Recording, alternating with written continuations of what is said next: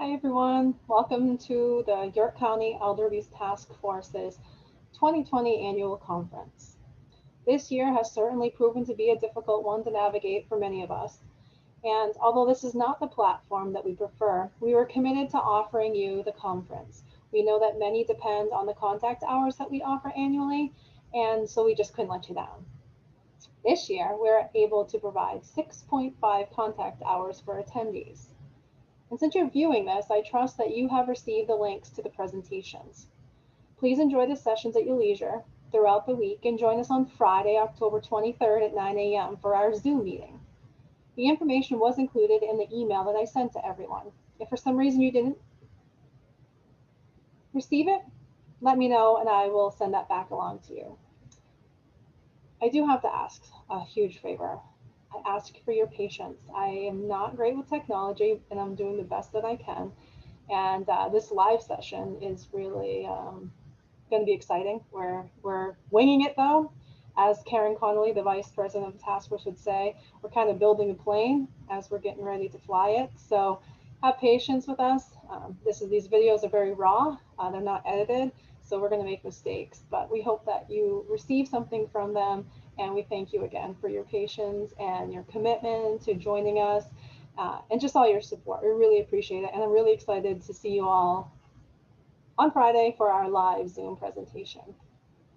My first challenge that I have right now is I'm going to try to screen share with you. Let's see how it goes. There, not too bad. So again, welcome. And we really can't stress enough to please join us for our Zoom meeting on Friday. We have some fun plans. We always try to make our conferences like a big family reunion. And so, like I said, we have some fun, some raffles to give away, some awards to give out. So please be sure to join us. That is my email down there at the bottom. So if you have a question, something's not working right, just shoot me an email.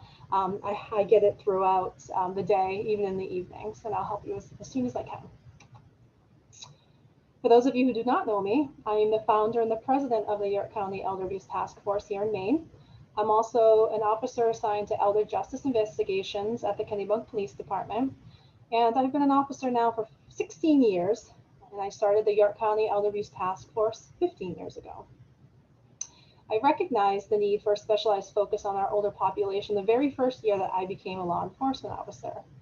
While dealing with a personal case involving my grandfather, I actually called him Pepe, and he's in the middle of our screen right now, I also recognized the vulnerability of the state that I took the oath to protect. The York County coastline is especially inundated with retirees and many elders living alone. Understanding that I could be much more effective in helping older residents if I reached out to other professions for their contributions, I then created the York County Elder Abuse Task Force.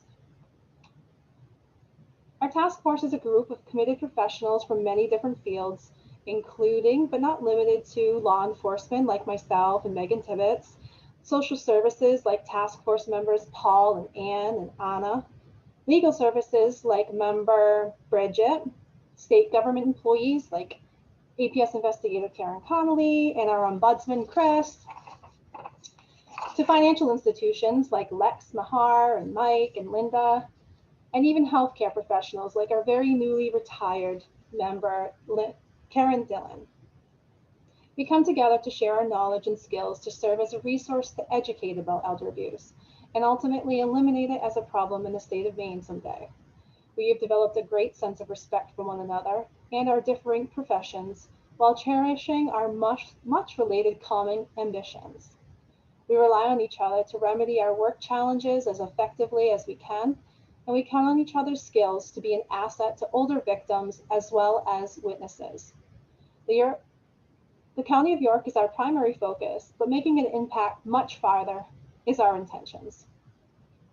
We as a task force have been able to be part of and develop many innovative and nationally recognized activities surrounding our elders, none of which could have ever been as successful as it has without the committed membership that we have in our group.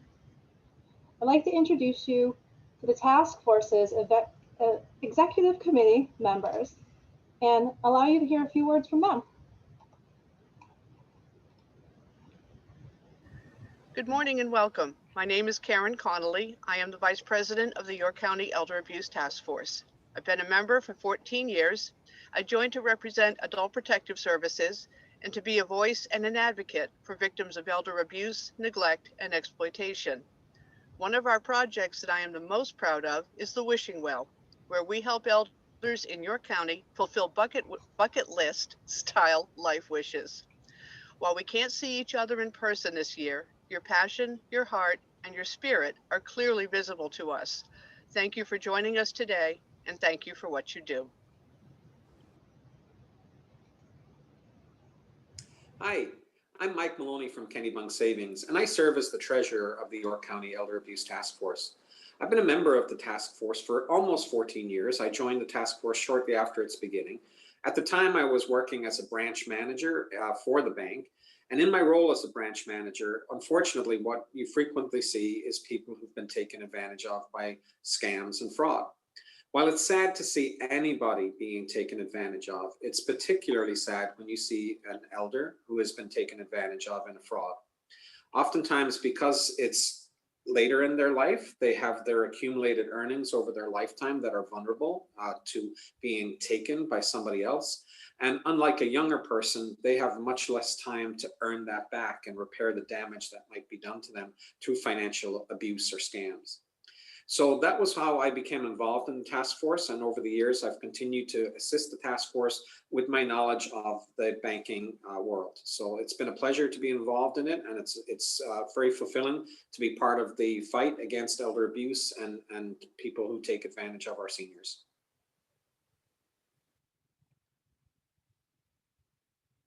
As Karen mentioned, we have developed initiatives to include the Wishing Well.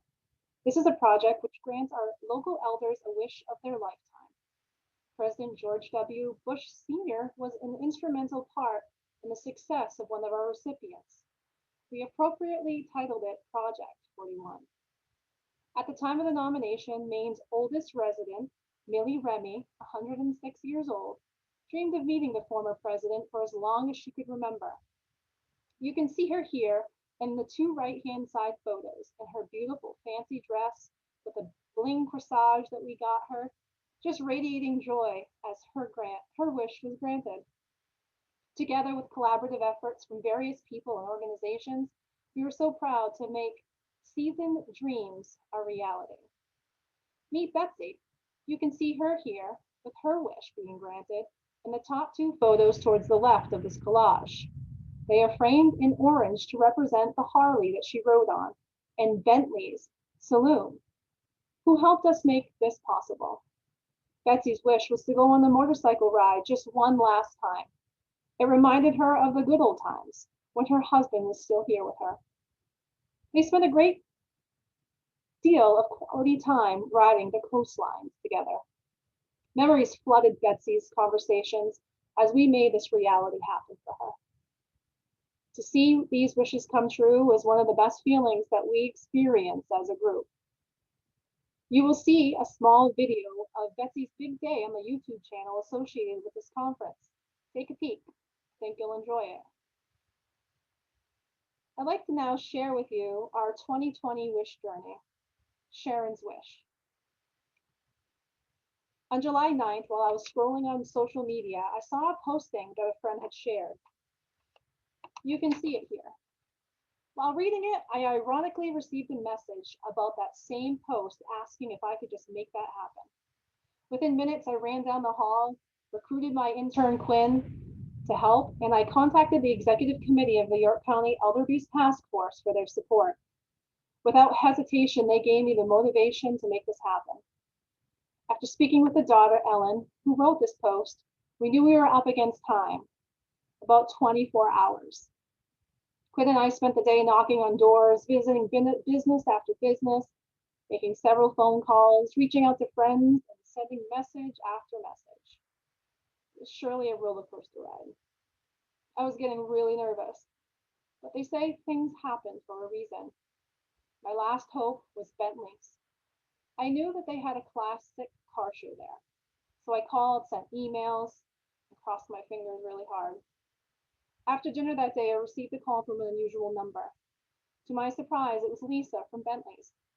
She told me that as luck would have it, Bentley himself owned a vehicle much like what we were looking for. And even better, she said that he would be happy to make it happen for us. I was so thrilled, but I didn't want to get too excited. I called the daughter to let her know what was going on. To all of our surprise, Bentley and the family were actually childhood neighbors. What a connection. I barely slept that night. I was so nervous. The next morning, Friday, June 10th, 2020, Quinn and I, along with Sharon's family, wore a path in the pavement as we paced the grounds of Gosnell Hospice, hoping and waiting to see our hard work come to fruition. At about 11 a.m., the hum of the T-Bird's engine was heard as it entered the parking lot. It's safe to say that everyone felt butterflies in that moment. Assisted by the hospice staff and surrounded by her family, Sharon was brought to the car that she had waited to see. That was her moment. Helped inside the car by staff and friends, there wasn't a dry eye to be seen. With her son Scott by her side, she was living a dream.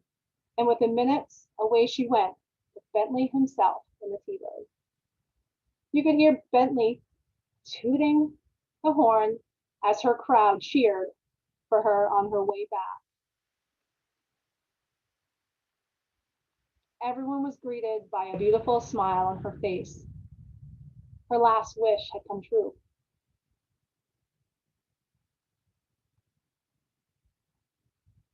Oh, wow. I felt like I was riding on a cloud, Shannon said over and over again in a soft, tired voice. Thank you. Thank you so much. Thank you for my beautiful flowers. Thank you all. This quote keeps us inspired. Never believe that a few caring people can't change the world, for indeed, that's all who ever have.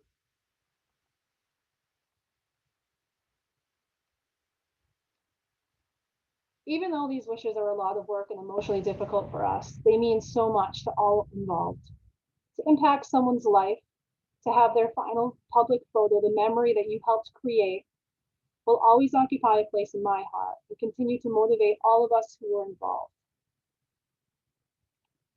We are so proud of our project, we're wishing well. Each project has been so special to us.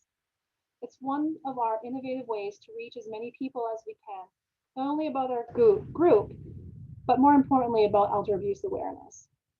It is an example of indirect efforts with the focus on elders' best interests to build credibility, trust, and hope. And of course, to honor what we believe is our much respected generation. We encourage you to learn more about our task force on our Facebook page or visit us at our website, which you can see here. For those of you who have not joined us on Facebook yet, please do. One of our prizes that we're going to be giving away involves those who have liked our Facebook page. So if you like it between now and October 23rd at 9 a.m., you're going to be entered into a raffle to win one of our door prizes. So make sure you do this right away. Another way that we're able to reach out to the public is by offering scholarships. We fulfill these scholarships as well as wishes through donations that we get throughout the year and fundraising that we work for throughout the year as well. Each year we pick a different fundraising project, with the exception of this year, of course, to help do this. And here is a message from one of our members. Hello, my name is Lex Mahar, and I work for Kennebunk Savings Bank, and I want to thank you for joining us for our annual conference. As a task force member since 2017, I've been proud to join forces with members of this organization to protect and advocate for our seniors. Like many of us working during the pandemic, things have been a little different these days, but our task force has been keeping busy with our monthly meetings, albeit remotely. One of the projects I've enjoyed most since joining the task force has been awarding graduating seniors with scholarships. I hope you enjoy our socially distanced conference this year. And again, I want to thank you for joining us today. So we talked about fundraising quickly. This is one of our fundraising initiatives for last year. It was our 2020 fundraising calendar. And it honored models all over the age of 65 in historical areas of our county.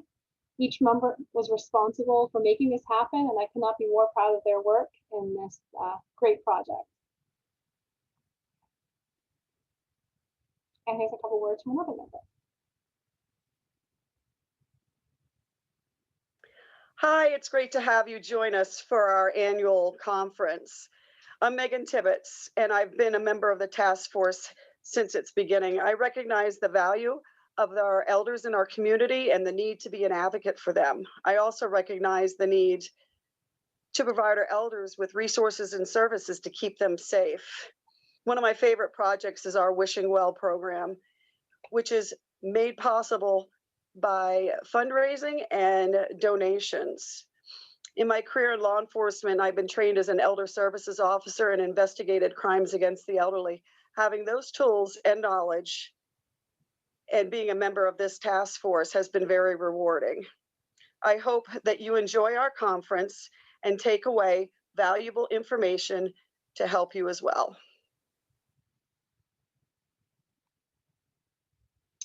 The most important goal for our task force is education. We vow to educate ourselves as much as we are able so that we can be an asset to others in both the community and throughout our professions. Our group conducts many mobile awareness discussions and presentations throughout the entire county and state. We coordinate senior safety roadshows where we give talks on current scams and abuse in particular areas. We encourage local law enforcement and town general assistance representatives to attend with us so that we can meet residents of their community. We have produced training videos, handouts, brochures, guides, etc. for agencies to use in our absence. If we can ever help with anything, please don't hesitate to reach out to us. In particular, the video that we created is of an abused elder who tells her story. Our video shows the complexity of these cases and reveals the unspoken real story of one elder's journey. Another beloved task force member has a few words to share with you. Hi, my name is Anna Youngman Morrow, and I'm so thrilled you've joined us today for our virtual conference. I am the community educator at Caring Unlimited, York County's Domestic Violence Resource Center, and I've been a proud member of the York County Coalition Against Elder Abuse since 2016. We're really thrilled you're joining us. And we're so passionate about this collaborative work. As a domestic violence advocate and as a member of the task force, I see firsthand all the time that it really does take all of us working together to stand up to elder abuse and to provide real safety and real options for older adults who are experiencing abuse. We know abuse can happen to folks throughout the lifetime. And so that's why I'm so proud and passionate about my role as a representative for Caring Unlimited on the task force. As a community educator, of course, I'm partial to our education and awareness work. And so I'm especially thrilled that you all are joining us and that we found this creative way to continue to raise awareness about the dynamics of elder abuse, about the vulnerabilities, and about the resources and supports that are available. So thank you so much for joining us. And we look forward to getting to know you and hope you can join us for our live event as well. And hope you gain a lot through the seminars and webinars that we're presenting this week. Thanks for being here.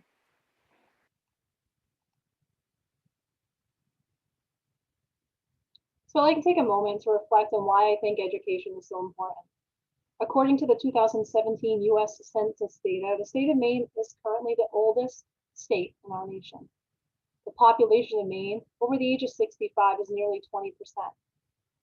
Here in Kennebunk, where I work, that same population is over 35%. Based on statistics gathered by the National Center on Elder Abuse, it is estimated that for each case of elder abuse, neglect, or self-neglect reported to authorities, about 5 more go unreported. It doesn't even include the highest instance of elder abuse, which is financial exploitation. Current estimates put the overall reporting of financial exploitation at only 1 in 24. I noticed that as people live longer, they also face more problems with chronic illness and disabilities. 1 in 4 people over the age of 65 live alone here in Maine and are among the most vulnerable groups. Although many are considered asset rich, they are liquid money poor. meaning they are easy victims of scams promising the receipt of quick, large incomes. The change in the composition of our population since I started my career and the steep number of our elder population has had and will continue to have significant implications for our communities, especially in my profession of law enforcement. The number of elderly victims entering the criminal justice system can be expected to increase significantly, and we are already falling well behind.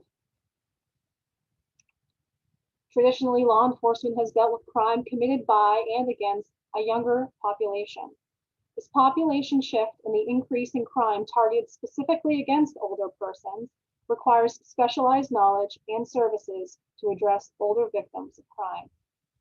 You can see here that the U.S. Department of Justice publication, the Elder Justice Roadmap, states that experts have reported that knowledge about elder abuse lags about as much as 2 decades behind the fields of child abuse and domestic violence.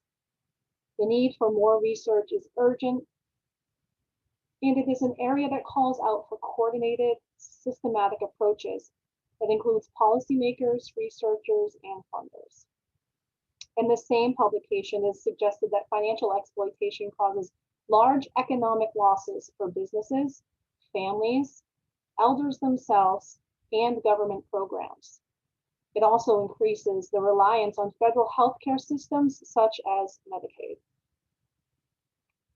The U.S. Department of Justice estimates that 1 in 9 people over the age of 60 will be abused or exploited every year, included an estimated 33,000 victims right here in Maine, who are abused often at the hands of their loved ones, the people that they trust the most in this world. This is a serious underestimate of the problem.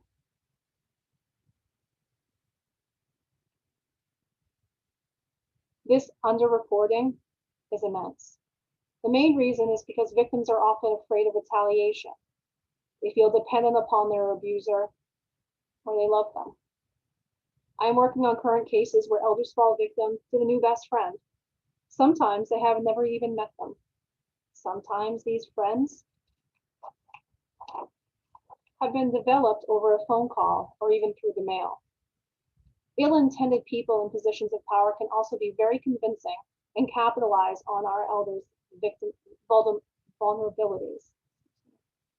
Through investigating these cases, I gain motivation to do what I can to expose this epidemic even more, to spread more awareness, to get and receive more education. If these victims knew about the elder abuse prior to falling victim, could we have saved them from this abuse? At the end of life, a time when elders should be receiving gratitude and support for the contributions that they've made to our families, to their families, our communities.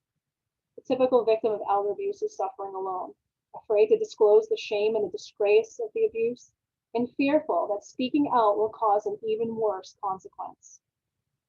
4 in 5 abusers are family members. Most are substance abusers. Many snap under the stress of caregiving. Whatever the reason and whatever the form of elder abuse, it's devastating for all of us. The cause of the underreporting of this crime still lies among us. Personally, it's too easy to turn away, and professionally, the work and/or investigations are very time-consuming. The resources are few, and the law protecting this population from crime is just not simple to prove. We need to focus on stopping our older adults from becoming a victim and educating them and protecting them before this starts.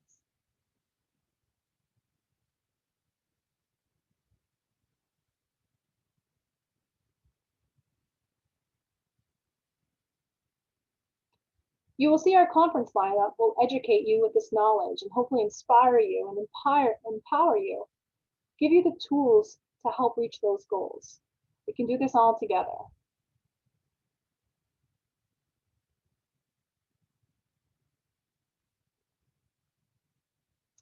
One of the commitments that we make each year, hosting this conference, is to do so unlike any other.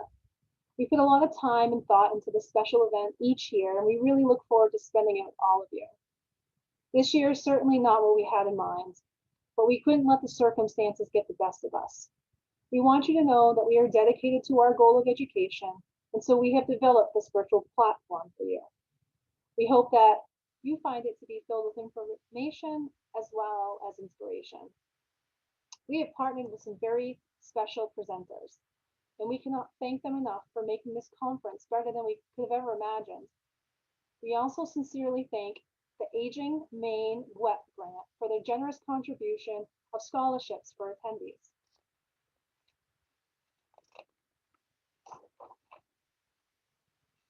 Although we cannot offer you the historic surroundings of the Nonantum, or the yummy food, the fun surprises, we can promise you that our heart is in this just the same. You will find all of our presentations on our YouTube channel or at the links provided to you in the email. The sessions will only be available for the week, so please enjoy the sessions at your leisure and don't miss them. Definitely try to make time to tune in on October 23rd at 9 a.m. for the live wrap-up session. We've always tried to make our conferences like a big family gathering, like I told you, with unexpected fun. So in our true fashion, we have some fun up our sleeves, and we will have some raffle items to give away, as well as an opportunity for a quick round of networking. Don't forget to fill out your survey to receive your course completion certificate and contact hours for conference credit. Please do so by the end of the month. Along with your certificate, you will receive some little tokens of fun in your envelopes. For those who have been to our conference before, you know that we never leave you empty-handed or with an empty heart. In the meantime, please enjoy the following messages made especially for you from more members of the York County Elder Abuse Task Force. Hi, everyone, and thank you for joining us. My name is Chris Allen from the Maine Long-Term Care Ombudsman Program. We provide free advocacy, outreach, and resources for long-term care consumers across the state. I'm the regional ombudsman for York County and have been a member of the task force for a little over 2 years now. The task force is a unique group of individuals from various fields that come together with a common goal. Our goal has always been to provide the community with advocacy, education, and resources to fight the victimization of older adults. As you know, this year has presented us with a series of unique challenges, per se. We've been forced to come up with creative solutions to maintain communication with family members, staff, workers, any loved ones, and most importantly, the connection with our community. We know that a virtual conference is no substitute for the real thing. We would all love to be at Nonantum enjoying that food, but we've put together some excellent presenters for you, and we really hope that you enjoy.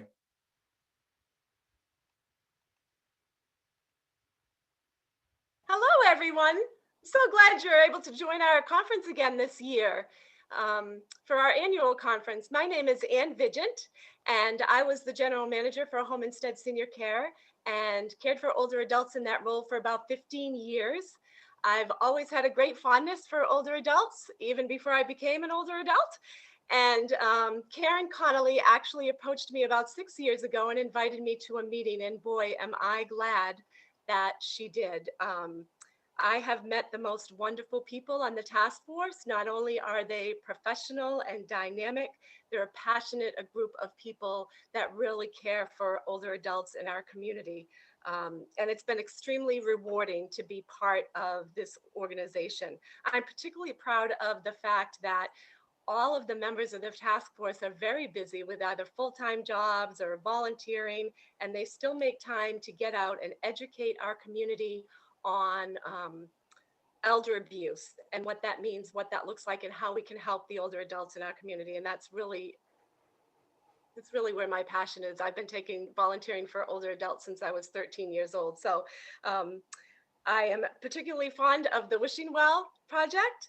And while we haven't always been able to grant the exact wishes, I think it's just a wonderful thing that Candice and Karen have started years ago. And it's just something that's very rewarding. And we have so many wonderful adults that work in our community that should be recognized. And it's just nice to be able to do something and to give back.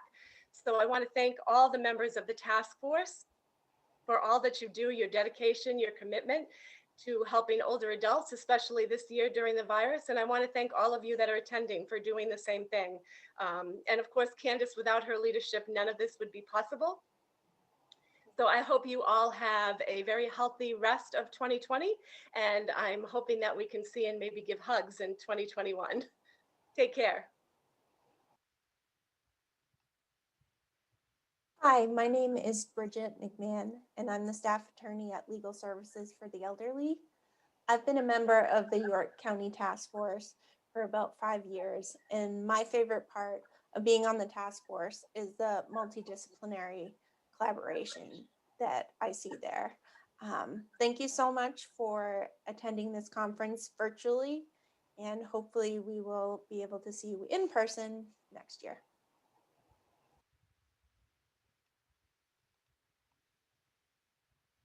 Hi, everyone. My name is Paul Doherty, and I am a member of the York County Elder Abuse Task Force.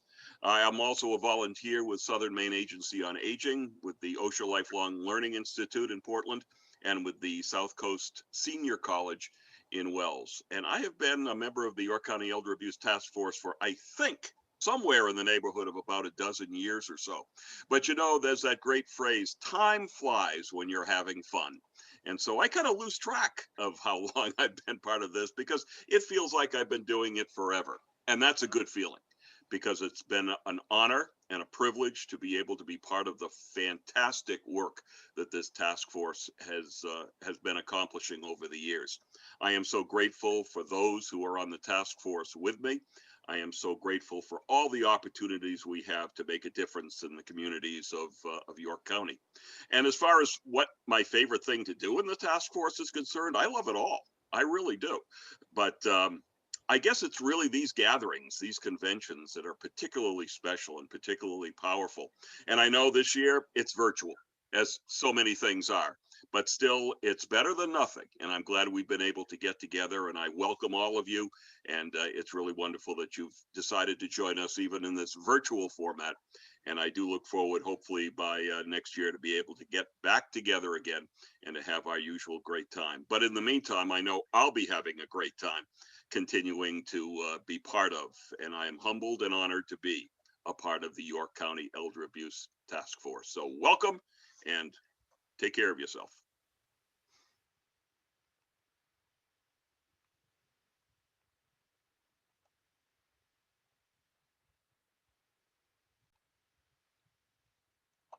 So that wraps up my welcome to you. Behind me, I know some of you have been eyeing it. We have started our raffles. So those are our door prizes for the live Zoom session on Friday the 23rd. So be sure to join us. We have some cool stuff. We've been working hard. We truly appreciate you. We appreciate the relationship that we've developed over the past several years. I think it's our 12th conference that we've done. We started with a conference attendee list of 6 at the very first one, and now we sell out. And we surely miss you this year, though. It's not the same for sure, but we're trying our best, and we surely look forward to making this a live in-person session again next year. And we just thank you all for what you do. Thank you for continuing to support us. Your attendee fees help us provide those wishes for our older adults, and our scholarships for our graduating seniors. We love being part of this task force. We fight something that's not really easy to talk about, but we try to make the best of it, and we bring to light positivity as best as we can. And I look forward to seeing you Friday, October 23rd at 9 a.m. to wrap up our version of our virtual annual conference sessions. So thank you so much, and enjoy. Reach out to me if you need anything. I'll do my best to try to help. And thank you again from the bottom of my heart, not only to you, to my task force members, because nothing would be possible without you, without your support, your heart. As the attendees see, you guys are like awesome. You're super awesome, and I love all of you. We'll we'll continue to fight that fight together. And I feel invincible with you guys behind me and beside me. So enjoy the conference. Thank you on behalf of the York County Elder Abuse Task Force. I'll see you on Friday, October 23rd.